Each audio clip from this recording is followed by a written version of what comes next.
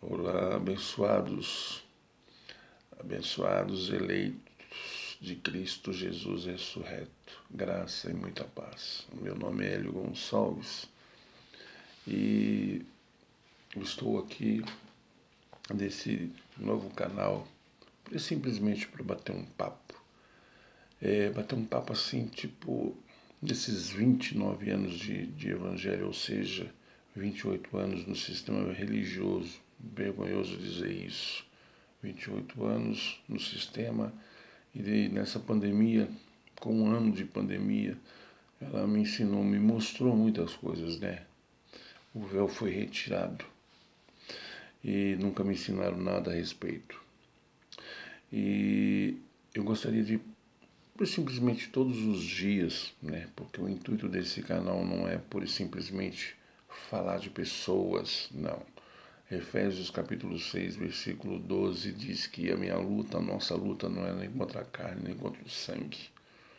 Pois é, eu tenho amicíssimos, sabe, pastores, bispos, apóstolos, sendo que existe, na verdade, só existe um, mas são pessoas que muitos conhecem a verdade, mas não foi liberto por ela, porque esses chamados, essas gaiolas, esses alçapões, né, prendem as pessoas de uma tal forma onde, na realidade, existe aí aquilo que eu posso dizer de fatos, tripé religioso, que está baseado em diabo, inferno e pecado. Sem isso eles não conseguem viver, porque é isso é que prende as pessoas na igreja. Eu mesmo fui preso por esse tempo, onde eu costumo também dizer a respeito de que se eu tivesse esse conhecimento que a gente tem hoje, né, do evangelho genuíno, o evangelho da graça, que foi o único revelado a Paulo, né, nas suas 14 epístolas de Romanos a Hebreus. E eu também costumo dizer para as pessoas que se eu pudesse, eu daria uma Bíblia de presente para cada um, com apenas essas 14 epístolas de Romanos a Hebreus, porque ali está a verdade, e é nela que você vai conhecer, e é nela que você vai se libertar, como diz João 8,32. Conhecereis a verdade vos libertará. Assim sendo, esse chamado, vamos dizer, tripé religioso, né, diabo, que segundo Hebreus 2,14 diz que o diabo foi aniquilado. O inferno, que também é outra coisa, outra ameaça que eles usam para te prender, para nos prender, para, sei lá, na igreja. Esse inferno é, na realidade, sepultura, né? Que nós podemos ver ali também, até em Jeremias capítulo 7, a gente pode ver a respeito. E esse pecado que não existe, e o que existe mesmo hoje, depois dos anos 70, onde em grego tem uma palavra chamada tetelestai, que traduzida ela significa finalizado, consumado, está consumado, né, que foram as últimas palavras de Cristo. Portanto, ali aconteceu essas profecias que a Bíblia fala que é repleta de profecias, então a última, eu acho que ali, naquele momento, elas foram cumpridas todas. Então hoje a Bíblia também fala a respeito de que, por um acaso, muitos dizem, teve um tradutor da Bíblia aí, católico, que ele fez com que, na realidade, Mateus, Marcos, Lucas e João, né, fosse taxados como evangelhos, mas eles são livros históricos, né? Isso não tem nada a ver. É só uma questão de aprendizado. Se você ficar nas costas só do líder, da pastora, do pastor, aí logicamente que eles vão ensinar você, assim como fizeram comigo, do jeito que eles querem. E o intuito, logicamente, o intuito desse canal não é, pura e simplesmente, falar das pessoas, dos pregadores, não, negativo. Eu não tenho nada contra a carne nem contra o sangue, já foi dito. Então é o seguinte, a questão do sistema religioso, o que é pecado.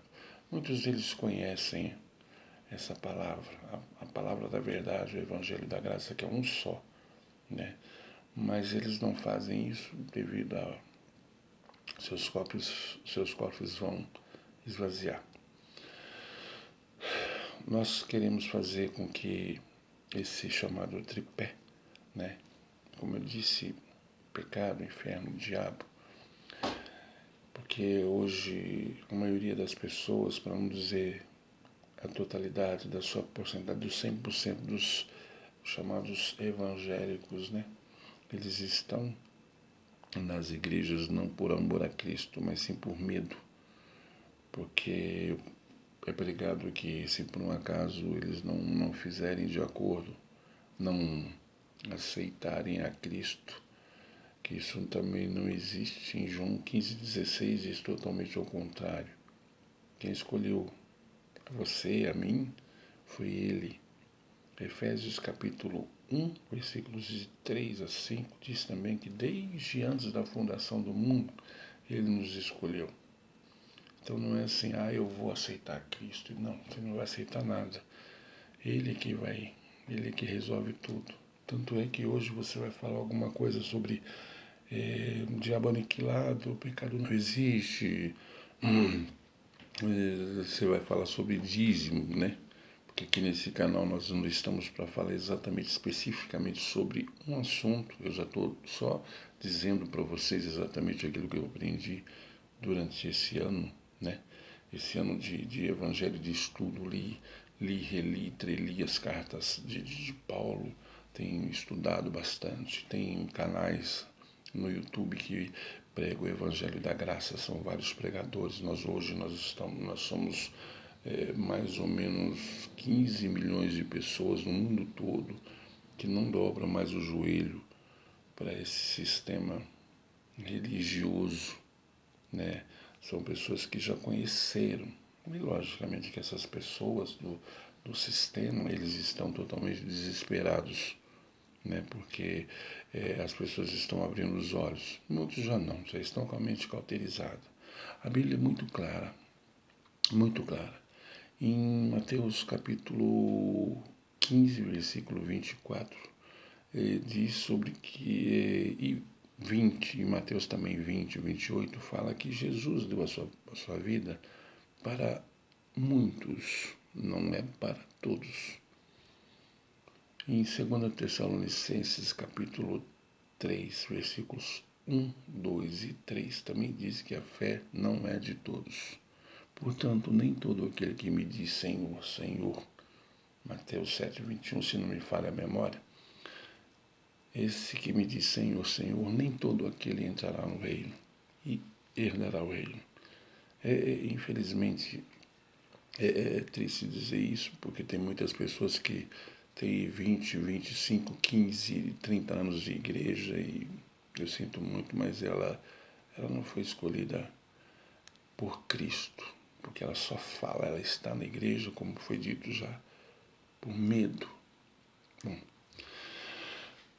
eu quero dizer que é o seguinte, dados, né, de uma chama-se Joshua, né, Economy, eles pesquisam a respeito do evangelho, como que ele está rodando no mundo. Então, dados apontam, eles falam que aproximados 40% das pessoas da população mundial desconhece a Cristo, né? A Cristo e muito menos o seu evangelho, o único evangelho, né? E isso daria mais ou menos cerca de 3 bilhões de pessoas aproximadamente. Hoje nós temos aí mais ou menos quase 1 bilhão de pessoas no mundo que divergem suas opiniões em relação à palavra de Cristo.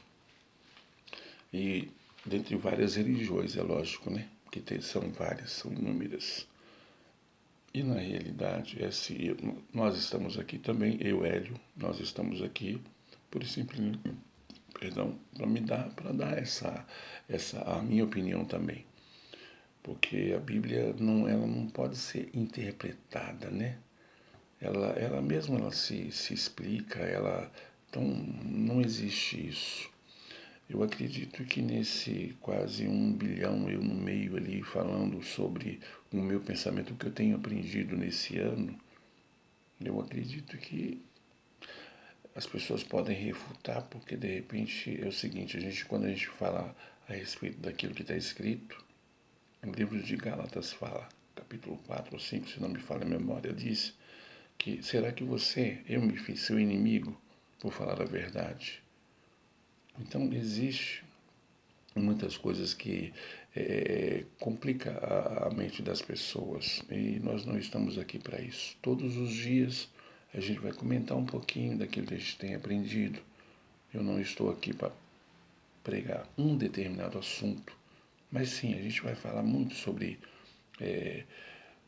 abluções, né? Batismo em águas, campanha, subir ao monte, dízimos, o culto do dizimista fiel, um círculo de oração, uma mesa de oração, que nada disso é bíblico, não está na Bíblia. Se não está na Bíblia, não adianta, nós não devemos crer. Portanto, nunca será alguma coisa determinada ali, sabe? Sobre esse assunto que a gente vai falar, não, a gente só vai fazer um comentário. E se você que está começando a seguir esse canal, eu gostaria muito que você tivesse aí em suas mãos um caderno, uma caneta, e anote tudo aquilo que a gente vai dizendo, né? Os versículos e tal. E foi assim que, por um acaso, eu fui confrontando, né? Porque o pessoal prega muito nessa igreja de Paredes, porque a igreja, na realidade, é você, sou eu, somos nós, né?